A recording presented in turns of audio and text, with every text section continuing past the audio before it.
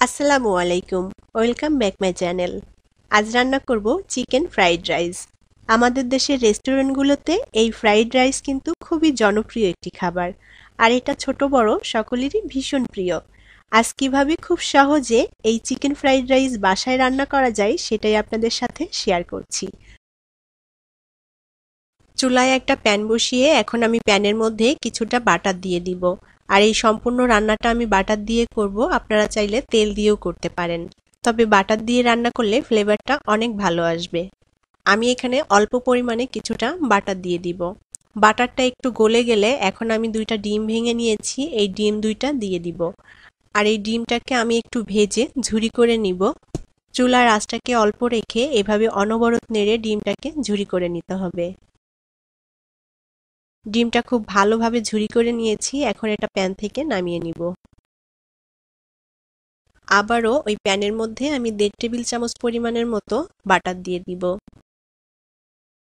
বাটারটা গলে গেলে এখন এর মধ্যে দিয়ে দিব আদা কুচি আর রসুন কুচি।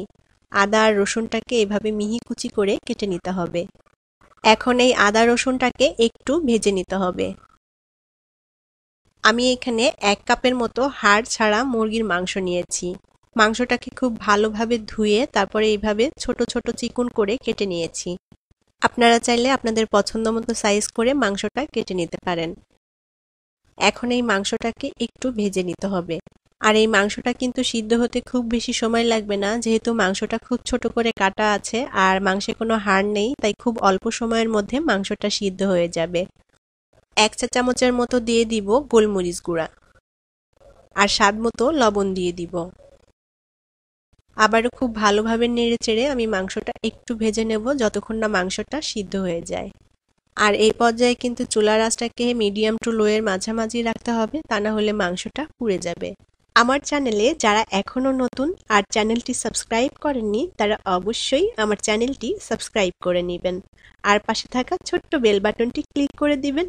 এতে করে যখনই কোনো ভিডিও আপলোড করি সাথে সাথে আপনাদের কাছে নোটিফিকেশনটি পৌঁছে যাবে। মাংসটা মোটামুটি সিদ্ধ হয়ে এসেছে, এখন আমি এর মধ্যে দিয়ে দিব বরবটি। আমি বরবটিগুলোকে এরকম ছোট টুকরো করে কেটে নিয়েছি।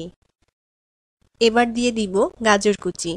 আর গাজরটাকে আমি এরকম লম্বা চিকন করে কেটে নিয়েছি। আপনারা চাইলে এই সবজিগুলো আপনাদের পছন্দ মতো সাইজ করে কেটে নিতে পারেন। এখন এর মধ্যে দিয়ে দিব পেঁয়াজ কুচি।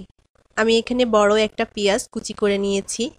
আর এখানে আমি বরবটি দিয়েছি হাফ কাপ আর গাজর দিয়েছি হাফ কাপ। এ পর্যায়ে চুলার আঁচটাকে হাই করে দিয়ে আমি খুব ভালোভাবে নেড়ে চেড়ে সবজিটা একটু ভেজে নেব। এবার এর মধ্যে দিয়ে দিব 1 টেবিল চামচ পরিমাণ সয়া সস।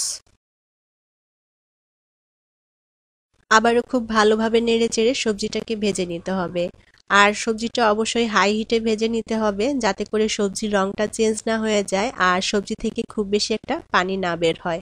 কারণ ফ্রাইড রাইসের মধ্যে সবজির রংটা যদি চেঞ্জ হয়ে যায় তাহলে দেখতে খুব বেশি একটা ভালো লাগবে না। তাই চুলার আঁচটাকে হাই করে দিয়ে সবজিটা ভেজে নিতে হবে।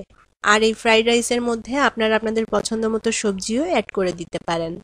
চিকেন আর সবজিটা খুব ভালোভাবেই সিদ্ধ হয়ে গিয়েছে।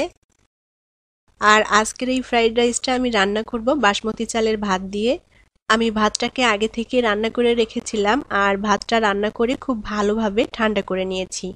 আর ভাতটা অবশ্যই এভাবে ঝরঝরে করে রান্না করে নিতে হবে। আর ভাতটা যদি ঝরঝরে করে রান্না করা হয় তাহলে কিন্তু ফ্রাইড রাইসগুলোও অনেক ঝরঝরে হবে আর খেতেও ভালো লাগবে, দেখতেও ভালো লাগবে। আপনারা চাইলে যে কোনো চালের ভাত দিয়েই এই ফ্রাইড রাইসটা তৈরি করে নিতে পারেন। এ পর্যায়ে চুলার আঁচটাকে মিডিয়াম টু লো এর মাঝামাঝি রেখে আমি ভাতগুলোকে খুব ভালোভাবে নেড়েচেড়ে সবকিছুর সাথে মিশিয়ে দিব। আমি এখানে প্রায় 3 কাপের মতো ভাত নিয়েছি, আপনারা চাইলে ভাতের পরিমাণটা বাড়িয়ে দিতে পারেন, সেই ক্ষেত্রে অন্যান্য যে উপকরণগুলো অ্যাড করা হয়েছে সেগুলোও বাড়িয়ে দিতে হবে। এখন এর মধ্যে দিয়ে দিব আগে থেকে ঝুরি করে রাখা সেই ডিম। আর এখন দিয়ে দিব কাঁচা মরিচ। আর মরিচটা আমি এরকম লম্বা করে কেটে নিয়েছি, আপনারা চাইলে ছোট গোল করেও কেটে নিতে পারেন।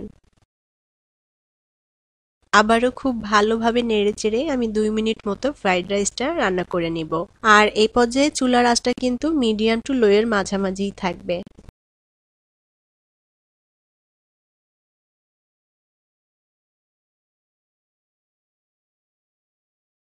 আর সবশেষে আমি এর মধ্যে কিছু ধনিয়া পাতা দিয়ে দিব। এটা আপনারা না দিতে চাইলে নাও দিতে পারেন, তবে দিলে খুব সুন্দর একটা ফ্লেভার আসবে।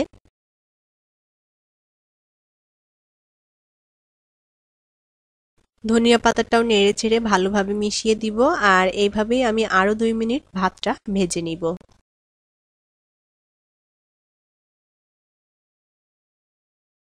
ফ্রাইড রাইসটা রান্না করা হয়ে গিয়েছে, এখন এটা চুলা থেকে নামিয়ে নিব।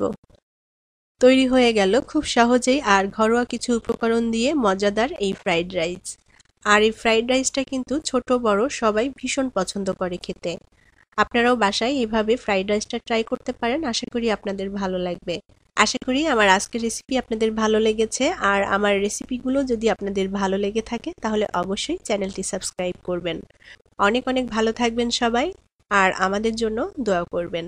আল্লাহ হাফেজ।